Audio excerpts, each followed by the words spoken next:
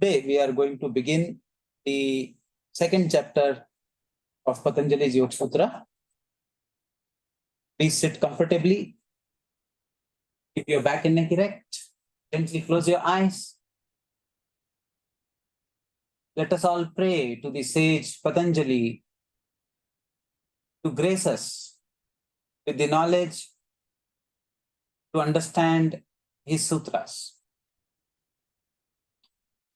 Yogena chittasya padena vacham malam sharirasya cha vaidyakena yopal karotam pravaram munina Patanjalim pranjaliranatosmi. We pray to the sage Patanjali who gave us yoga for the purification of the mind, the chitta. Vyakarana, the Sanskrit, for the purification of speech. And Ayurveda for the purification of the body.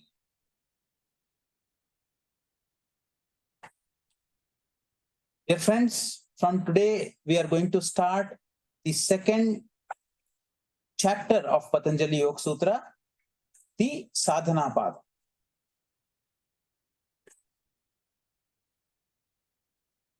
Sadhana Pada, Sutra number 1. Tapaha Swadhyaya Ishwar Pranidhanani Kriya Yogaha. Tapa means the austerity. Swadhyaya, the introspection. And Ishwar Pranidhana, surrender to something higher than you, is Kriya Yoga. Do you remember these three terms, Tapaha, Swadhyaya or Ishwar Pranidhana, coming anywhere else in the Patanjali Yoga Sutras? Yes. So there are 5 niyamas: Shaucha, Santosha, and then comes Tapaha, Swadhyaya and Ishwar Pranidhana. So niyamas are where Patanjali wants us to direct our energy. Correct? And yamas are where Patanjali wants us to stop the wastage of our energy. Correct? Now, why does Patanjali remove 2 of the niyamas and take the remaining 3 as Kriya Yoga? This is the question. What do you think? Why Shaucha and Santosha have been removed and only 3 have been taken as Kriya Yoga? My friends online also can answer, unmute and answer. Admit 4 people are there.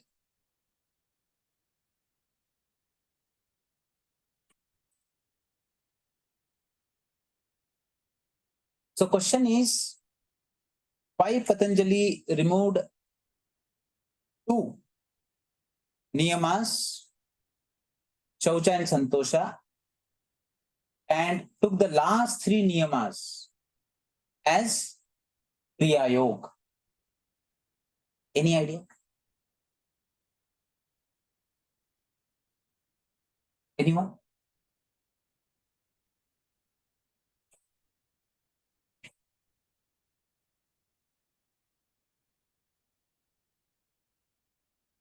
Fine. So here what is going on is that Shaucha, is something that can be considered as the part of Tapa, Swadhyaya, because without the Shaucha, the basic Shaucha component, you cannot do Tapa also, you cannot do Swadhyaya also. Now, the Santosha part was removed because Patanjali is talking about Kriya Yoga. It is something where you are in action. You are Kriya in Sanskrit means that something that is done, and through that path you can reach a stage in yoga. or you can remove the kleshas. Now, if we properly look at it, what is tapa? What do we mean by tapa? Anybody? We are talking about tapa, swadhyaya, and Ishwar pranidhana. Tapa literally means what?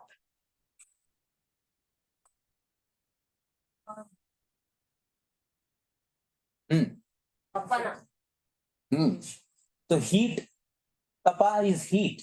This heat is generated when there are two opposing forces having a friction. This is the fundamental law of heat.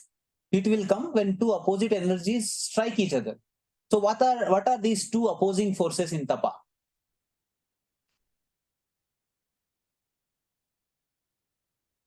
Yes, Shreyas, please unmute. You can talk. Sir, one of it is our desire to achieve higher states of consciousness, and second is our own inner resistance. Wonderful, wonderful.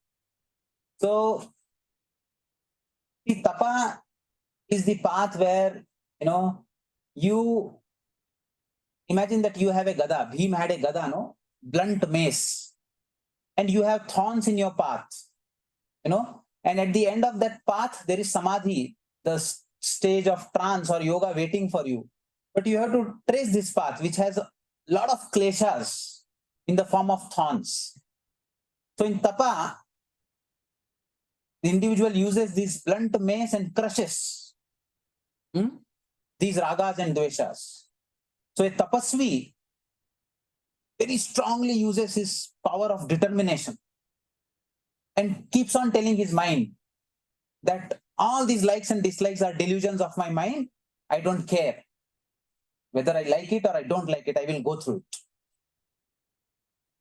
So towards the dharma, dharma is based on your varna, based on the ashrama that you are in currently. What kind of duties that you have. If you are going towards those duties, then overcoming your likes and dislikes, and at any cost fulfilling your swadharma. If you are a student and you don't feel like going for work today, you really feel very tired, but still you get up and go and see all your patients with the same attention in the ward. It means you did tapa, because you overcame the resistance within you by your own willpower. So you are crushing the thorns by a blunt mace. It is very intense. So all hatha yogis do tapa. And it is fire generating, and one of the most, you can say, the straightforward, and here the more tapa you do, the more reward you get. It is that kind of a path. Then comes swadhyaya. What is swadhyaya? Loudly, clearly. Self-study. Little more elaboration. What do you mean by self-study? Swa-adhyaya. Introspection. Introspection. If you clearly see, this particular path of yoga is very strongly connected to your intellect, your viveka, your power of discrimination, where tapa goes more with willpower. Swadhyaya goes very strongly with your ability to discriminate. So if tapa is a blunt mace where you just, keep on hitting the thorns, swadhyaya is a fine needle. You go inside and you find out a thorn, and with a needle you remove it. So a person who is a true swadhyayi, a true jnana yogi, will always have very strong internal locus of control. For anything that happens, he will not say that people around me are a problem. He will see what is the problem in me that I am getting affected by this problem. So for a swadhyayi, the finger is never like this. For a swadhyayi, always the finger is like this. Kabira says, "Bura jo dekhan main chala, बुरा ना मिलिया कोई, जब देखा मन झांक के, मुझसे बुरा ना कोई." So if when I went out to look at people, for their mistakes. I couldn't find anybody with mistake. And when I looked myself, I realized that no one is there who is worse than me. So a Swadhyay, for him, he wears a magnifying glass. Others' mistake, big one also appear very small to him. So there he wears a concave lens. Whereas when he looks inwards, he turns it convex. Even a smaller thing coming into him, smaller jealousy, smaller factor of laziness, smaller factor of attachment, he magnifies it. And through this magnifying glass, special magnifying glass, outside everything is small, inside everything is big. In this way, this yogi removes his thorns of kleshas. So, yeah. There are many individuals with depression who come to us with the same thing of magnifying things that are within them and nullifying something that is outside. And there is heightened internal locus of control. So, but we say that they are having a lot of kleshas. And how is this going to remove kleshas? So we have very smart students with us. So Dr. Nishita has asked, people with depression already have strong internal locus of control. They already blame themselves too much, So how is that these people, are having a lot of kleshas? So here I would like to draw the attention towards first chapter of Bhagavad Gita. It is known as Arjuna Vishada Yoga. Therefore, every time in my lectures, I say that depression is a very spiritual illness. So these people already are endowed with that kind of a capacity of looking inwards. But why do they become depressed? It is because the people, in the way that they look inwards, they do not understand the sense of purpose behind it. Here the sense of purpose is very clear. The sense of purpose is Chitta Shuddhi. And by Chitta Shuddhi, Samadhi, Sthiti and higher evolution. But if you don't have sense of purpose, and without sense of purpose, if you have that quality, you have a needle, but you don't know that you can stitch a cloth with it, you will injure yourself with the needle. So they have the needle, but they don't know how to use it. So the sense of purpose matters. In depression, you will clearly see that nobody has a sense of purpose about it. So our whole aim in therapy for depression is generating a sense of purpose in them. And their very ability, that they are getting depressed. Arjuna was also losing the sense of purpose. He went into Vishada Yoga. Rama also went into depression with Vasishtha. Gautam Buddha was in great depression. But from depression only the self-realization evolved. So therefore, it is the Kriya Yoga. You have to turn that depression into Swadhyaya. That is the art of yoga therapy. That is what, we are here for. So, wonderful question. Does it answer your? Okay. Then, if this is a needle, then what is Ishwar Pranidhan? I have thorns in my path. At the end, Samadhi is waiting for me. These thorns are the kleshas. Correct? Blunt mace, gada, is tapa. Fine needle is Swadhyaya. So there was the tapasvi is karma yogi or raj yogi, whereas this Swadhyayi is jnana yogi. On the thorns, what are you doing when you are doing Ishwar Pranidhana? What are you doing with your kleshas? How do you remove these thorns by Ishwar Pranidhan? What is that? Analogy, what would you say? Surrendering to thorns or what?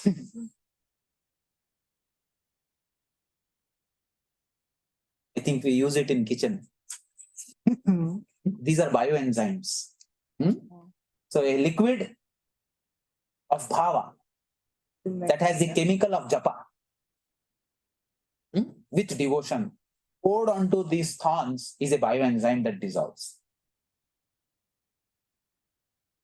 Here there is no violence, no heat generation, everything is calm and cool. it dissolves. So this is Ishwar Pranidhana. One pointed surrender to an entirety. I don't know what to do with this thing. I only know japa. I only know surrender to one. He will take care. Whatever raga I have, dvesha I have, kleshas I have, he only gave me, he only will take care of it. So these are the three parts of Kriya Yoga. And then the second sutra in Sadhana Pada, why is this path? That is what we said. Samadhi Bhavanarthaha. Why am I tracing this path of Kriya Yoga? Because I want to get the glimpse of Samadhi. Klesha Tanu Karnarthascha. And I want to thin out the thorns of Klesha. Okay? Then, without, wasting any time, Patanjali then wants to go into the depth of what is Klesha, what are Kleshas. Okay? So, Kleshas are fundamental cognitive errors that happens in the human psyche, which does not allow him to get into a state which is transcendental. Okay? So in that, the 5 in the chronological order from the subtlest to the grossest. From the Vijnanamaya Kosha or the Manomaya Kosha, the depth of Manomaya Kosha, to Annamaya Kosha. Now, this is how it goes. So it is Avidya, then Asmita, then Ragaha, Dveshaha, Abhinivesha, Klesha. So Avidya, we loosely translate it as ignorance. We will go in the depth of each of them. Avidya is ignorance, fundamentally of the nature of the self. Then Asmita. Asmita is the sense of I-ness.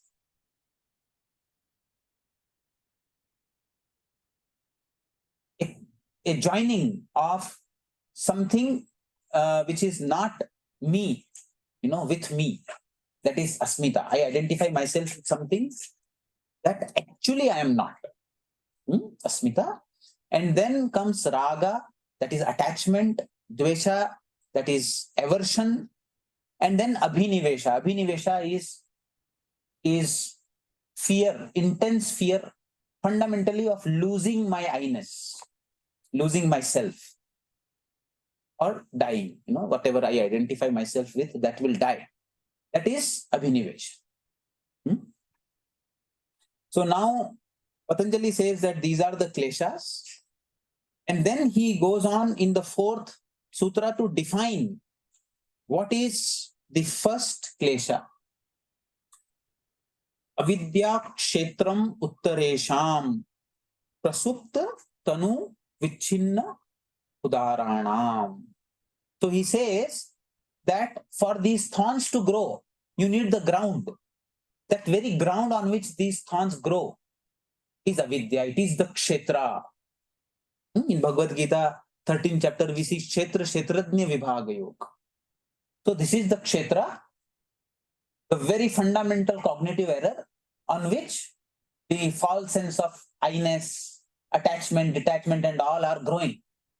So it is the base for all other kleshas to exist. Without avidya, other kleshas can't be there. Avidya has to be there. And then, what does he say? That these kleshas manifest in 3 ways. They can be supta. Prasupta, it means even when you are in deep sleep, every night, these kleshas are not there. They become dormant. And then Tanu. Tanu is a state when they are there, but they are very mild. The thorns are so small that I can walk. It won't hurt me, but they are there. So a yogi in a evolved stages of Kriya Yoga can feel, oh, I am developing some raga, and suddenly he becomes aware and it disappears. Oh, I'm getting a little bit of attachment, it goes away. I'm getting a little bit of aversion, but he overcomes and just goes. It is a tanu state of it. You can feel a wave of it coming and going, but it doesn't sway you away. You can stand. So the waves lose their intensity, as if you're standing on the margin of a beach. Waves come and go. Some waves are very weak. They come without moving your feet, they go back. But some waves, they come and they pull you. You are almost going to fall or you fall down. So that is udarana. And it is so udar that no matter how strong you want to hold yourself, it pulls you. Then it is the udar state of those kleshas.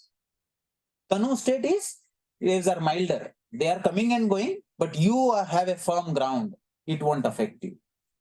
And then there is a vichinna state. Vichinna state is that when one wave comes from one side and a opposing powerful wave comes from the other side and pushes off the smaller wave. I am developing dvesha and suddenly I hear something and I get a clarity and then I lose that dvesha and it turns into a kind of a raga. So a opposing emotion comes in and that doesn't allow a one particular klesha to come up. And that is how it is the vichinna state of the klesha which was suppressed by this klesha. Okay. So they are supta. Their manifestation of these thorns are in supta, dormant, or they can have tanu, mild version. Vichinna is suppressed by the opposite, and udara is full-blown manifestation. Okay. Now comes the most important aspect. What is avidya? Because it is the very base of all the kleshas, which is the root cause. The kleshas are the root cause of human psychological suffering. And the base of that is avidya. So Patanjali says, anitya, ashuchi, dukham, anatmasu, nityam, shuchi, sukham, atmakhyati. So here, you should go to the very last. That is the fundamental basis of avidya. Atmakhyati in anatma.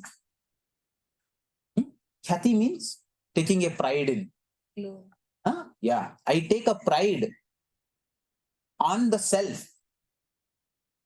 Okay. Which actually I am not.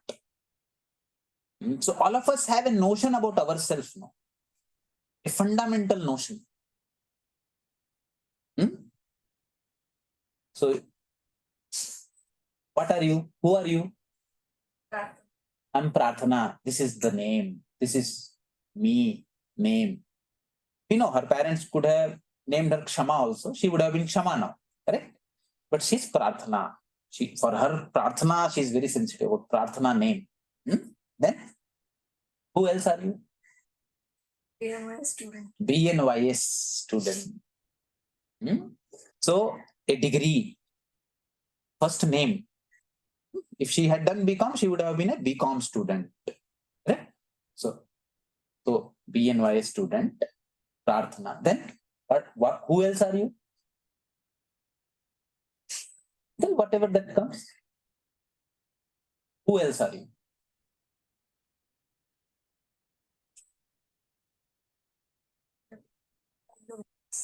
Find the words. Who are you?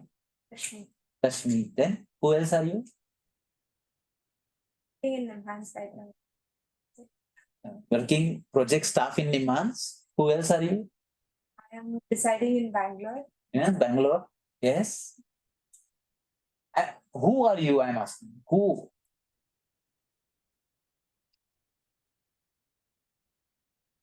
What else identification comes about yourself?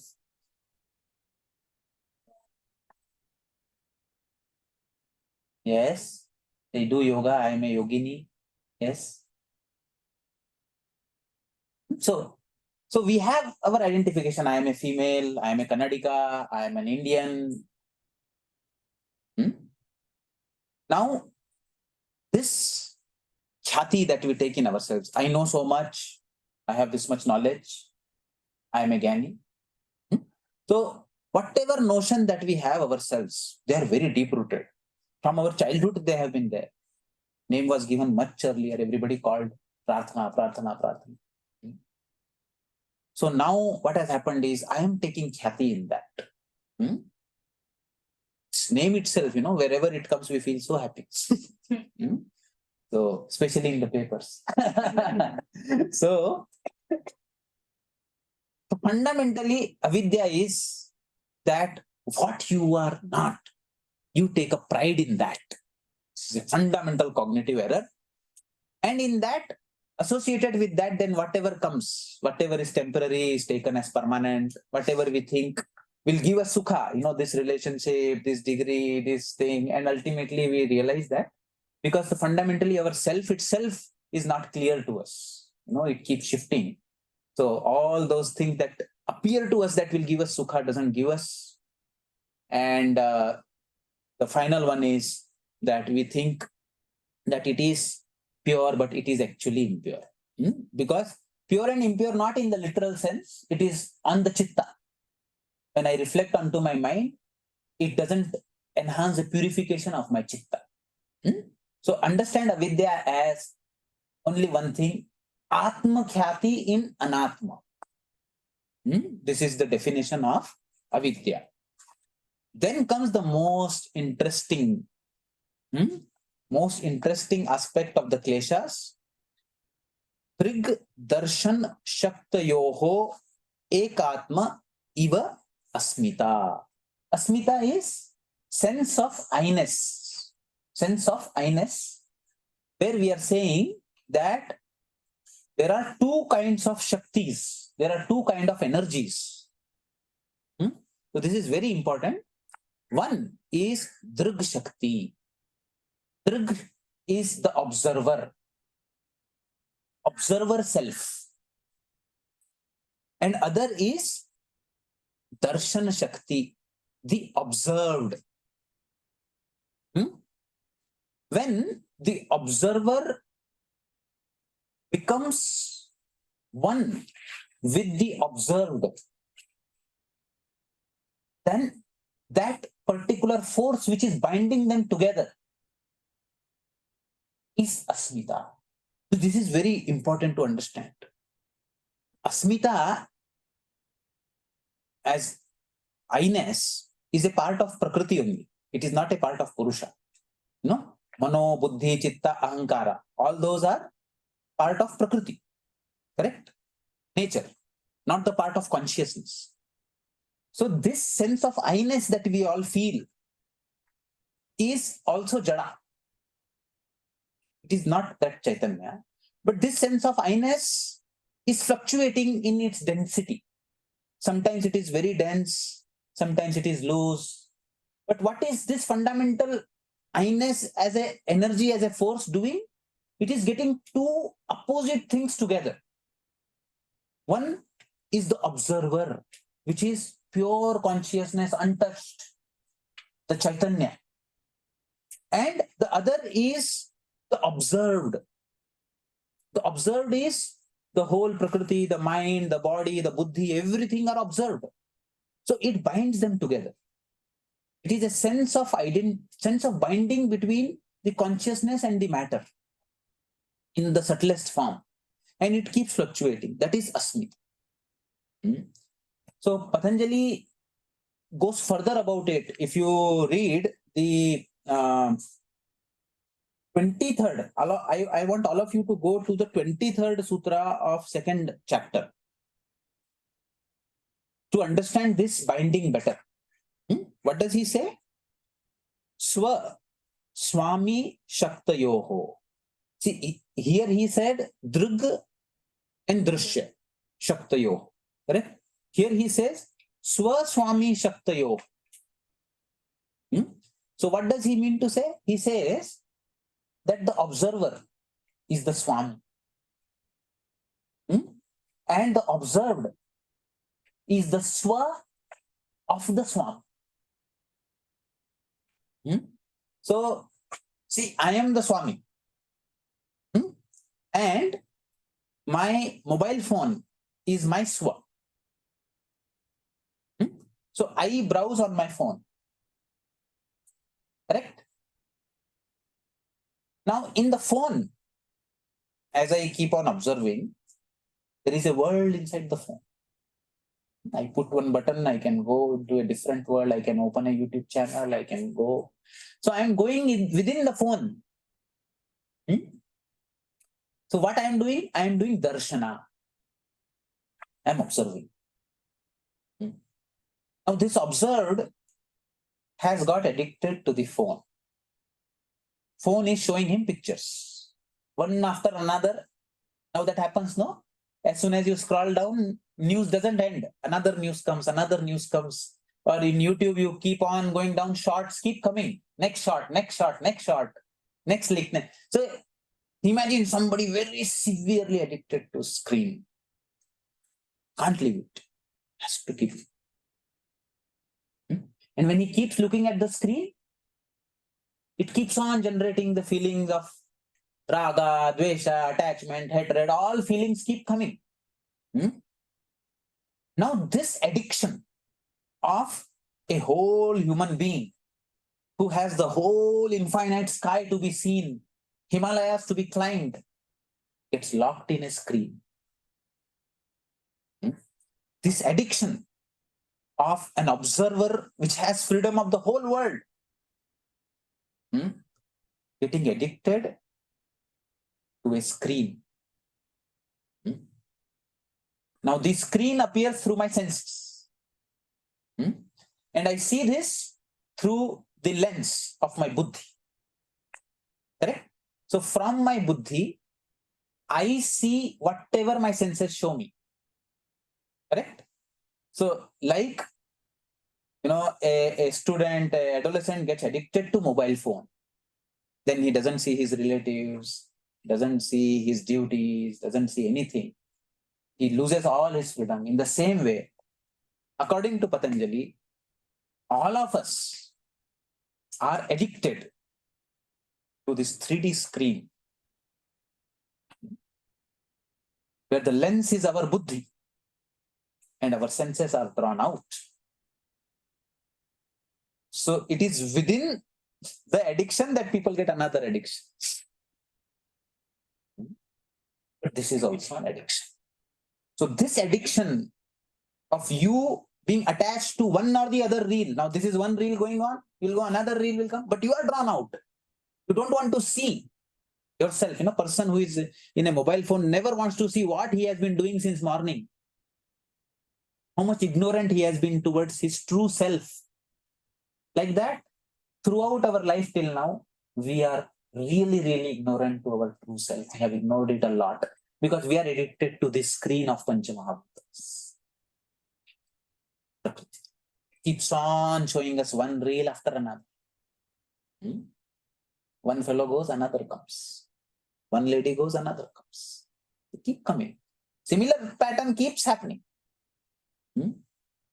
And if you are really, really aware of it, you will see that it is not the problem of the people around. It is your own moha, your own dvesha, that attracts those kind of people.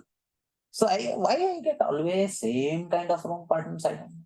Always that same drama happens. Because these are your kleshas. So, Swa and Swami. Now, this is very interesting. One is Drag and Drashya, we can understand. Okay, there is a screen. I am getting addicted to the screen. I am attached. This addiction is Asmita. Asmita is nothing but the force of addiction. Because if you go in the depth of it, Prakriti, there are Panchamahabhutas and all Indriyas and everything. There is no I there. If you go into Purusha, it is Brahman. There is no I there. So I does not exist actually. Asmita as such, in its essence, is nothing but a fluctuating density of forces which can get attached to screen too much or too less, but keeps fluctuating. But it is a force binding Jada and Chaitanya in its dynamic state. But in its essence, Asmita is nothing.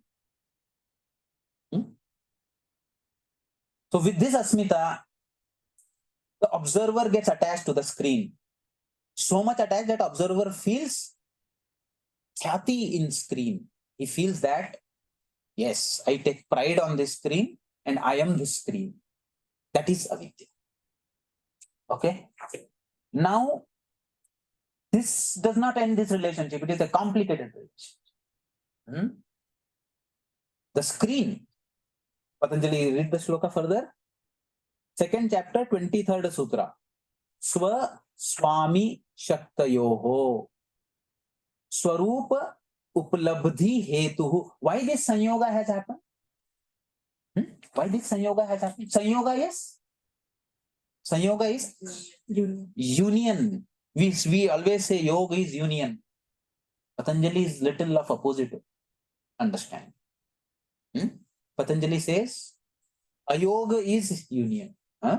So when yoga is not there, there is sanyoga. What is the sanyoga of? Sanyoga is of consciousness with matter. But Bhagavad Gita mein Krishna also says dukha sanyoga viyoga yoga. So my attachment to the screen, my mobile screen, okay, is because it has to serve two purposes. Actually, only one.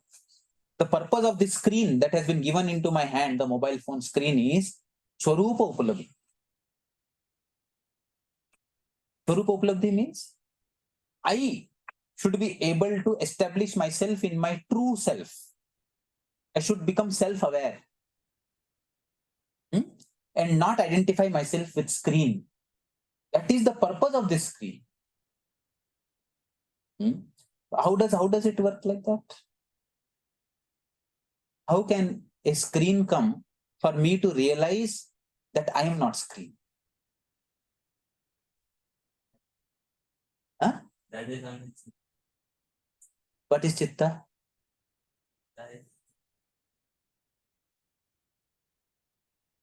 So chitta is nothing but the very screen of the mobile phone on which you are seeing various things. Screen can keep on showing reels after reels. The screen of the mobile is chitta. Through that screen, the buddhi is watching. Through that buddhi, the observer is watching. But the observer identifies himself with the buddhi, with the screen, with whatever that goes on in the mobile. But Patanjali says that this mobile phone, this screen, this is the swa and this observer is the swami. Definitely, I am the boss of my mobile phone, but I am addicted to it. Correct? But this mobile phone has been given to me because I should realize myself. Swarupa Uplabdhi Hetu. How is that? How is that? That a distraction is given to me to know who I am. Anyone online? How can the interaction between Swa and Swami, the Drug and Drashta, be a hetu for Swarupa Uplabdhi? Maybe through neti. Loudly? Maybe through the signs of elimination. Neti. Oh, so Nishita is saying that denying what I am not, it gives me a contrast. Because this self is attributeless and Prakriti has all the attributes. So I will use it for saying this I am not. So that what remains is the self. Anybody else online? Students, so what do you think? Sir, Unmute and yeah. We won't find true happiness if we keep on scrolling the phone, or the true satisfaction. Super, Gunjita. See, you scroll the whole day. At night, when you go to bed, you feel guilty. So Prakriti is to generate guilt in the Purush. Patanjali is very clear. He says that this screen has only two purposes. Bhoga, Apvargartham. By Bhoga and by Apvarga, there is a Swarupa Uplabdhi. So there are two ways through which I transcend something. So I come across something. There are two ways in which I transcend it. One is I get entangled. When I am entangled, what is happening? What does entanglement mean, Krishna? Entanglement means what? What is going on in entanglement?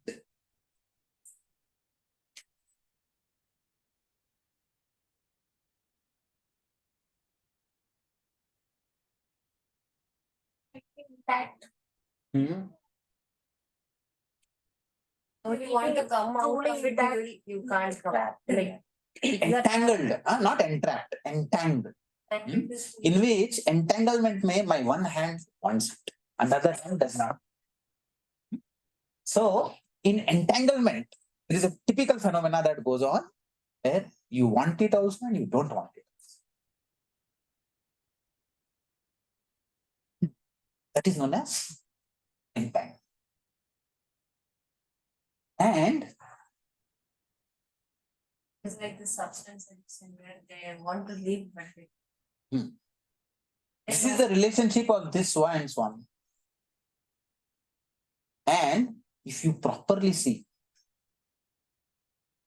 this is the relationship which we share with everything that we have around, including everyone that we have around. Because we are Purusha, we will always want it and don't. No matter how much you say I love you, somewhere deep down you don't want it. No matter how much you say I hate you, somewhere deep down you want it. It's never. The nature is like that. The more indulgent you become, the more wave of not wanting will come. The more you separate, the wave of wanting. This is with everything. Even the very thing that you are fighting for, degree that you want, somewhere deep down you don't want. We want it and we don't want it. This is everywhere with everything, with every relationship, with every matter. It's entanglement. So, bhoga, and you should not blame yourself that am I only one like this? Everybody says. Only thing is that people in borderline personality, it really becomes very evident. It manifests all their dveshas very clearly. In one moment they want it, in the next moment they don't want it. It is a magnified version of the thing that everybody goes through, but we go through in a tanu state. They go through in a udara state. So everything is udara in a borderline personality. The same phenomena in a tanu state goes on with everybody, no exception. Greatest of the yogi and a common man. Everybody. Now, bhoga apvargartham. Bhoga means that because you want it, Prakriti will give it to you. Apvarga is because you don't want it, Prakriti will not give it to you, or because you are getting overindulgent, Prakriti will kick you. That will generate a sense of dejection in you, like what happened with Tulsidas. So much attracted to his wife that when there was a flood in the river, he goes to his wife swimming in the middle of the night, takes a rope, climbs it up, and meets her. Then he says, "Thank you, you kept a rope for me. You knew that I was missing you." Wife says, "Which rope?" He goes down, looks, it's a big black snake hanging down into the water. So this fellow holds on to a snake and climbs. Then his wife says, "This much raga, if you had towards Rama, Rama would have given me darshan." Such dejection, apvarga, from bhoga to apvarga. My God, what? Wife telling me this, goes off, leaves wife. Then wife was Prakriti. Prakriti gave him apvarga. In my life, the feminine energy had been my guru. And they taught me more by kicking onto my ass. So I think this is very important. It's very important. So we should see that whenever we become too intense, Prakriti withdraws. Now, because it doesn't suit you being the king, becoming like a beggar. Prakriti will not. Whereas when you sit like a king, not asking anything, have you ever seen that in your life? Things come and you least expect. When you want it very badly, no. And you leave it, whether it comes or not, doesn't matter. They will be on your feet. Take. So, with this two phenomena, with this two way, mysterious, see, all of us are Purushas. There is no feminine, masculine here. All of us, in a very, very superficial way, we are different.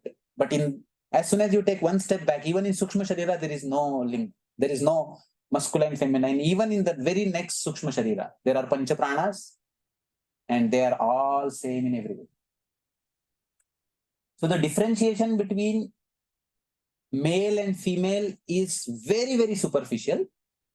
And the way that I'm telling that the Prakriti is the Swa, you should not confuse it as a females as Prakriti. Matter is Prakriti. And the Purusha is the observer which is there in every one of us.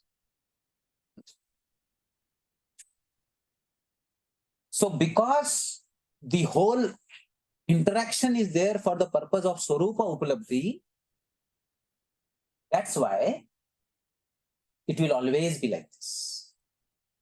You will want it and you will not want it. And if you want it very strongly, then you will see that you will get aversion also. And if you really hate too much, somewhere you will get attachment. So with this kind of understanding, we have to understand what we have to understand? We have to understand Asmita. Drik Shakti, Darshan Shakti. And then let us come to the next sutra. Second chapter, 7th sutra. Sukhanushayi ragaha. Dukha anushayi dveshaha. So what is raga and what is dvesha based on this sutra?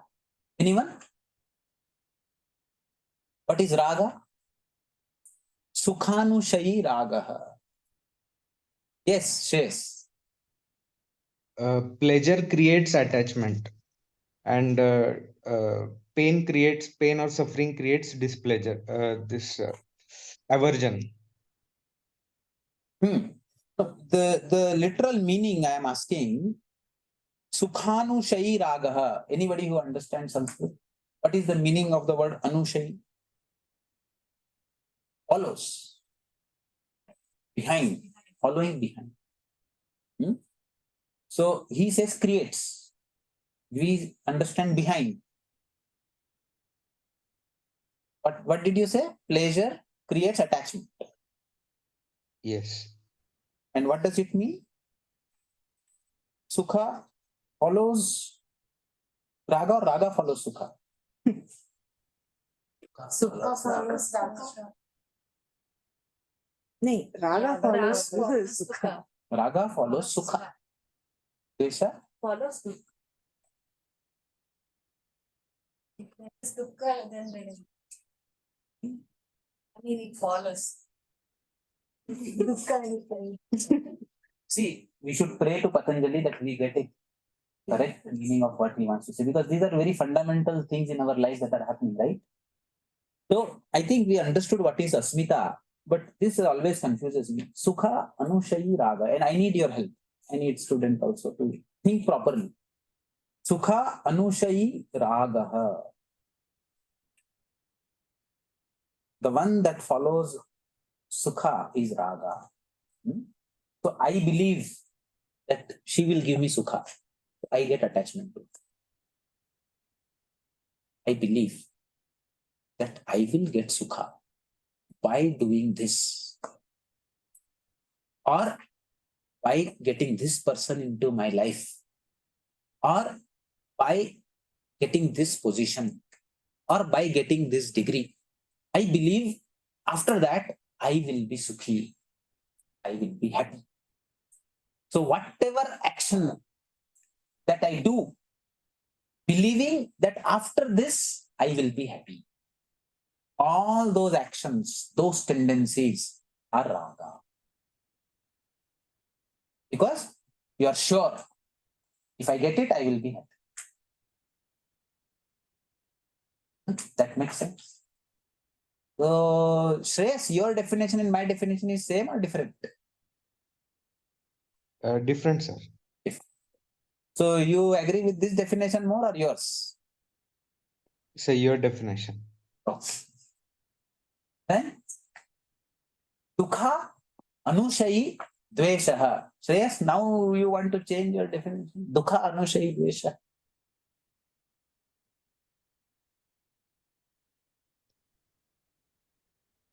Dukkha Anushay Dvesha. Yes, sir. Yes, so now what is your definition? This suffering, sorry, aversion is followed by suffering. You tell. So my tendency to avoid what I believe is going to give me displeasure. That tendency is dvesha. So a tendency to move towards something that I believe will give me sukha is raga. A tendency, I believe, sir, it can be experiencing again. when I begin, I see a girl, she will give me sukha. So I think about her. So I've not experienced it, but somewhere in my heart, I believe that I am going to get infinite bliss. I'm going to get a lot of happiness out of this. That's why I enter, that's why I take certain actions. In the beginning, it is a belief. Because Once learning should happen. Once we experience that. That's it. How do you know only we can't attach to anything? Once we experience that only we will be able to attach to. so that becomes a cycle. In the beginning, you believe, then you go little closer and you start feeling, oh yes, it is true. I am getting happiness. I spent some time with this person and I was very happy after that. The beginning, you feel that I will be happy. You go there and you see that yes, I am becoming happy. You get more closer, you feel more happy. So you become sure, okay, this is raga and it is giving me. So I am behind sukha. One thing we have to understand. We say that we love because we sacrifice. Why do we love? We love because we want sukha. All of us. And similar way, it is my I-ness, it is my asmita which is making me do things. And when there is aversion, I have an initial impression that if I, get along with this person, if I get into this particular situation, I will suffer. I will have problems. And as you keep on moving, you really see that, okay, that is happening, or you may not see that also. Okay. But in the beginning, there is a tendency. We have not done action yet, but there is a false, firm, unshakable belief of delusion of raga and delusion of dveshas. False, firm, unshakable. These. That belief would become delusion. That is what I am saying. That's why I use the word belief deliberately. Because fundamentally, yoga says that all ragas and dveshas are our delusions. Because karma yogi, a person who is on the path of tapa, he says that any action, in the beginning, you may feel a lot of aversion towards it. This might have happened with all of you when you were in school. There is one particular subject that you hate. Maybe social studies, it may be maths, it may be such. One subject you hate, another subject you like. Correct? So in the beginning, we are very firm in our belief that this subject I hate, I don't want. So I have dvesha towards mathematics. I have raga towards language, English. Raga. The more free time, I will completely read off the whole book. This is classical example of raga and dvesha. The delusion of raga that happened with me. So lot of attachment to language, raga. Because I believe it will give me happiness. I read, I get happy, I read more. I finish the whole book even in my vacation itself. Mathematics, especially gone.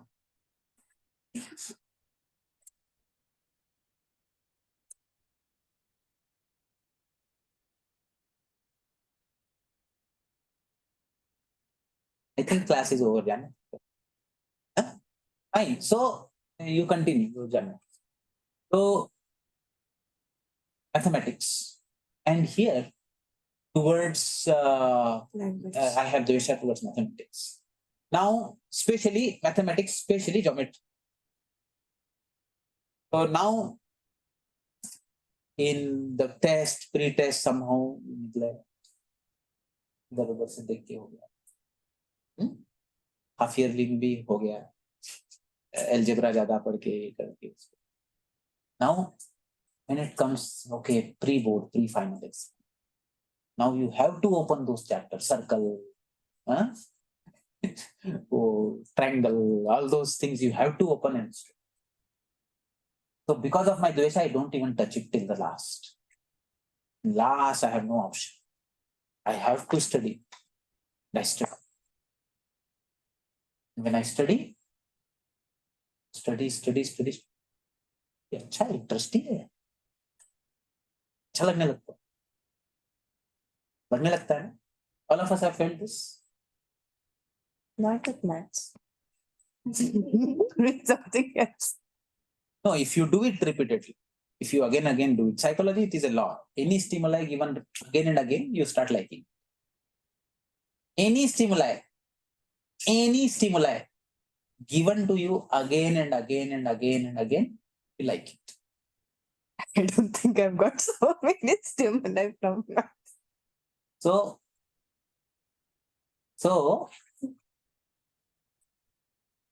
Karma Yoga philosophy says that irrespective of raga and dvesha, if you really do an action, completely involved in it, becoming aware of your raga and dvesha, you can enjoy it. That enjoyment of doing the action is different from raga and different from dvesha. Here, when you do it with raga, you tend to overdo it. When you do it with dvesha, you tend to underdo it.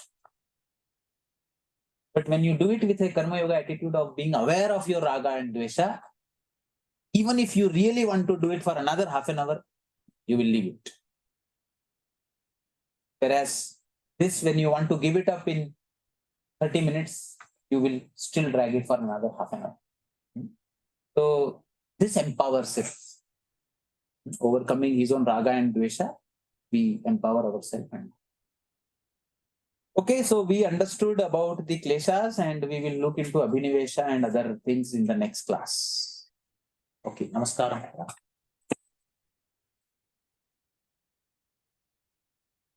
योगेन चित्तस्य पदेन वाचा मलं शरीरस्य च वैद्यकेन योपाकरोतं प्रवरं मुनीनां पतञ्जलिं प्राञ्जलिरानतोऽस्मि. ॐ शान्ति शान्ति शान्तिः. चलिए next Wednesday 10 o'clock online. Next Wednesday I may be in my hometown for Diwali, but we will do it online. Okay, and then yeah. That is, we can do it. I don't know what you should do. It's good.